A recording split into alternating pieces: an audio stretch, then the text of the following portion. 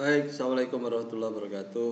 Alhamdulillah, di pertemuan kali ini saya akan melanjutkan materi sebelum kita kuliah online 2 minggu yang lalu.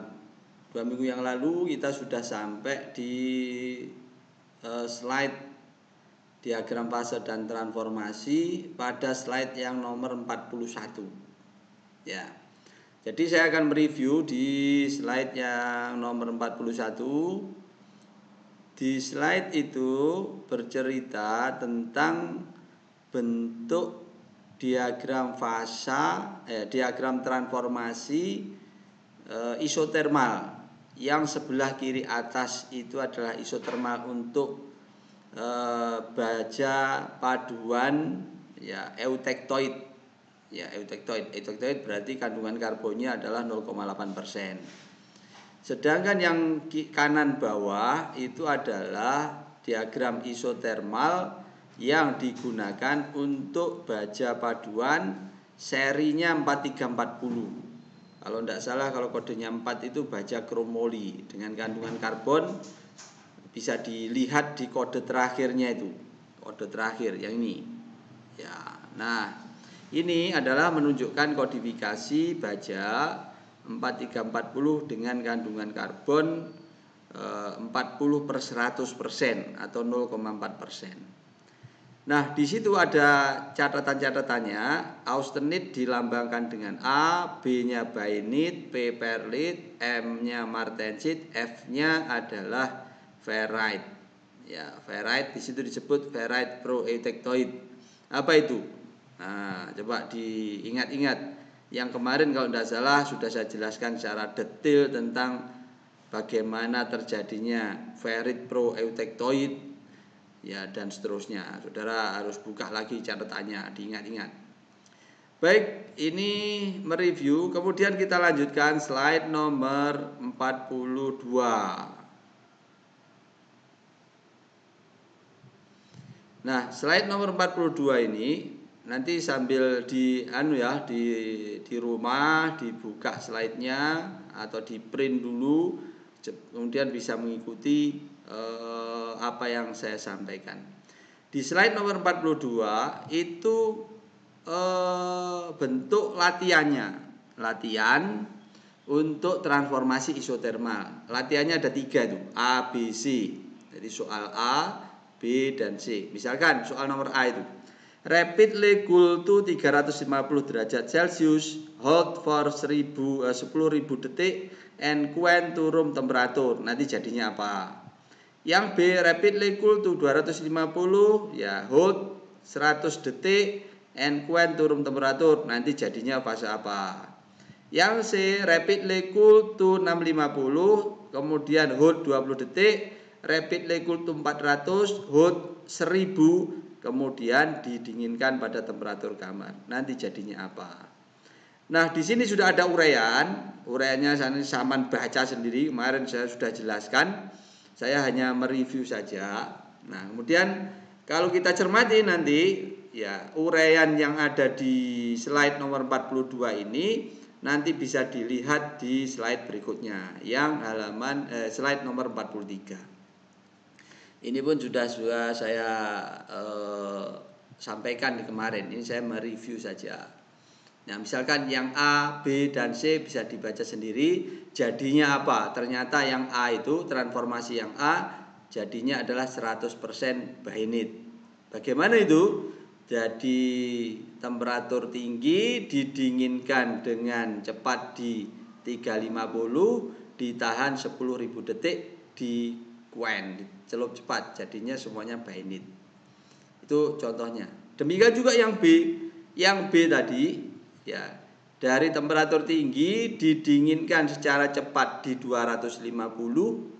Setelah itu ditahan sampai 100 detik, kemudian dicelup cepat, jadinya martensit 100%. Ini jadinya. Yang C tadi didinginkan di 650, ditahan sampai berapa ini?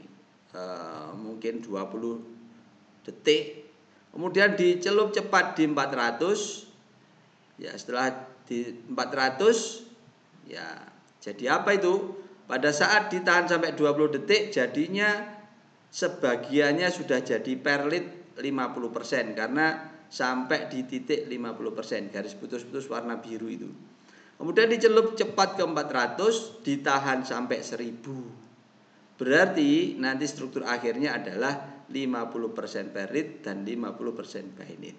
Ya, gampang kan? Oke, sambil di rumah ngopi-ngopi nggak apa-apa, sambil ngasih gorengan atau apa silakan. Asal jangan dikirim ke saya ya, nanti kena corona nanti ya. Baik, kita lanjutkan. Slide berikutnya, nomor 44. Slide 44, nah ini agak rumit ini ya. Slide 44 itu adalah berbicara tentang diagram transformasi continuous cooling transformation. Aslinya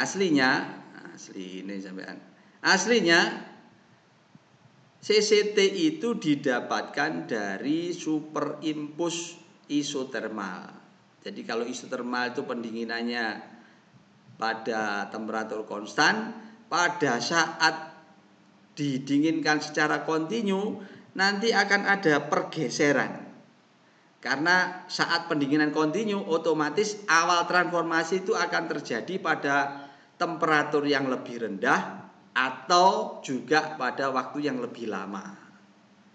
Ya, sehingga ini bisa dilihat yang garis putih-putih warna merah ini adalah awal transformasi untuk isotermalnya, yang garis kontinu warna merah itu adalah awal transformasi untuk CCT.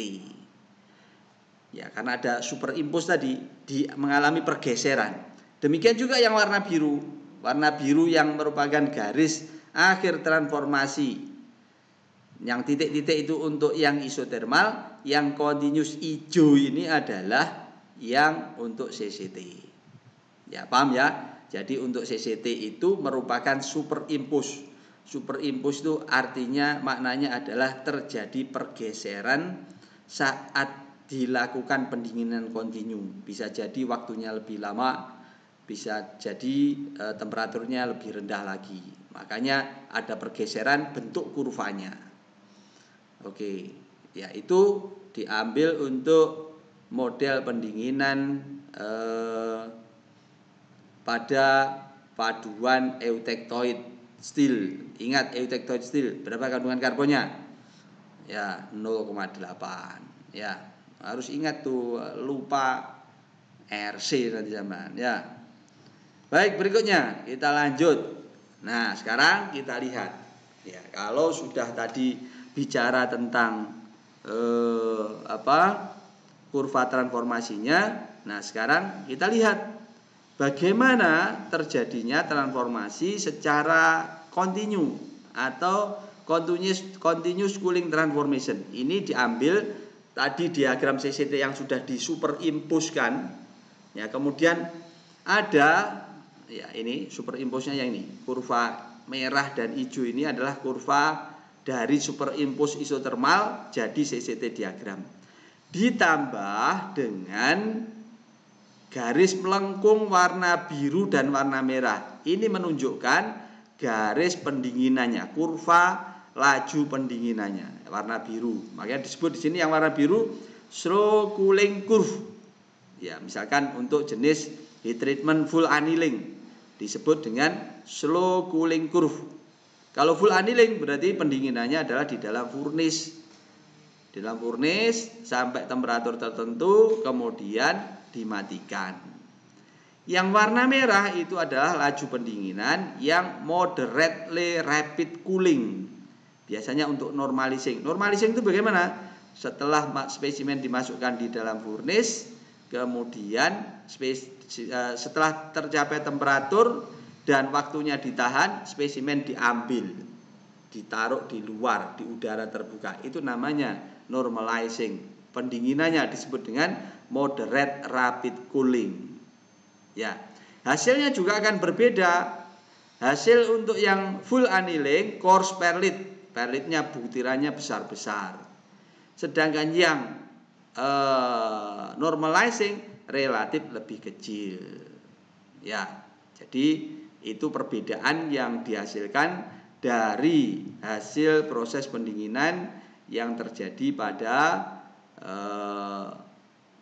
eutectoid steel. Kemudian saya lanjutkan yang berikutnya, yang slide nomor 46.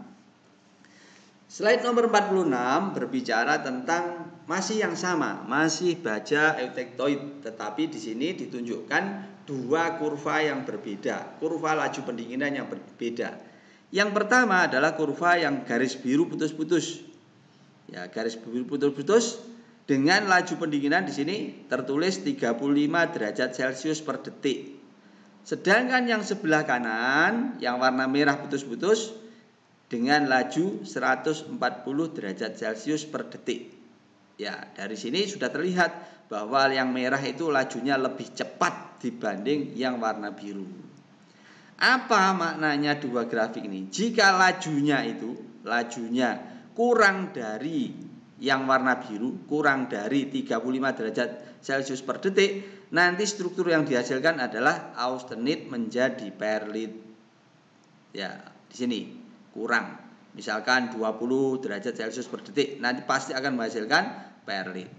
Tetapi kalau lajunya itu melebihi warna biru, kurang dari warna merah, dari di antara ini, nanti akan menghasilkan struktur baru. Apa struktur barunya? Ada perlitnya, ada martensitnya. Jadi di tengah-tengah, misalkan lajunya 75 derajat Celcius per detik, berarti di sini. Nah, itu akan menghasilkan struktur martensit dan perlit.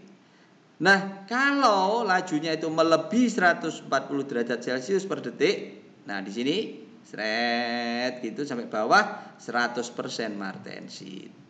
Nah, di sini ada istilah critical cooling rate. Apa itu maknanya critical cooling rate? Critical cooling rate adalah laju pendinginan minimum yang menghasilkan struktur 100% martensit. Jadi kalau minimumnya 140 derajat Celcius per detik, kurang dari ini pasti ada martensitnya, ada perlitnya.